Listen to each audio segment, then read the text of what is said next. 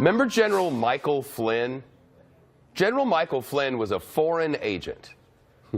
The president's first national security advisor who lied to the vice president about his conversations with Russian leaders and was forced to resign after 24 days on the job was also working to help the Turkish leader as a lobbyist during the U.S. presidential campaign.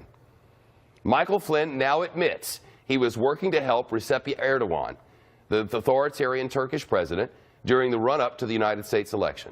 Got $500,000, while, among other things, writing an op-ed for The Hill saying how great Erdogan was and how awful a Turkish dissident was, backed by the United States.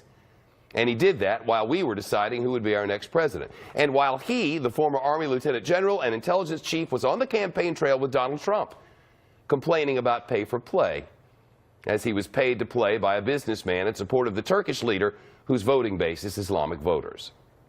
Lock her up. That's right. Yes, that's right. Lock her up. He chanted about Hillary Clinton. Lock her up. Before he was on the Trump transition team and before he became the national security advisor. Mike Flynn registered as a foreign agent, not before he became one last year, but night before last, retroactively. And now the man who paid him is actually asking for his $500,000 back. Let's bring in Julie Bykowitz, the White House reporter for the Associated Press, who worked on this story for AP, which broke the news. Julie, the White House said, he was a private citizen at the time, but there's been a lot of lying, Julie. And there's been a lot of lying. There's been lying about who you talk to, and by lots of people, and almost inevitably and invariably, they were lying about talking to the Russians about something. It's too much lying and too much Russia and too much smoke. And now they're investigating. Where are we in this thing?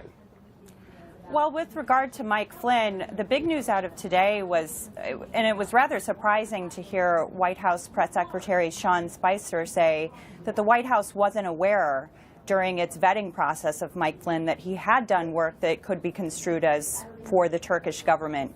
You would think that the White House would, in the course of vetting someone for such an important job, come across that information.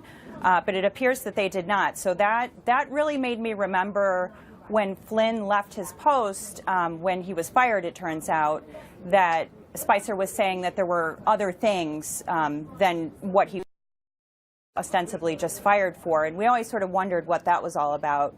We're not getting a lot of answers out of the White House, but that this whole episode with the Turkish government could be one more thing that the White House was concerned about when they let him go.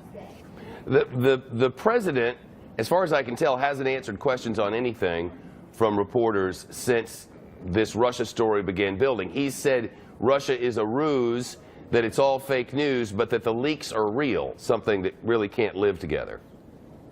Well, it's all gotten pretty confusing, and I really sort of feel for people trying to follow along at home because, you know, on the one hand, you've got intelligence officials saying, you know, we didn't see anything to indicate that the Trump campaign was working in collusion with Russia. We didn't see evidence that's just coming out today that any advisors were sort of directly working for Russia. But then on the other hand, you have the president himself sort of raising this issue again over the weekend, talking about how he felt that President Obama had wiretapped Trump Tower. So it's just a lot to digest, not a lot of clear answers at this point, and not much clarity on when we'll get more information on any of this.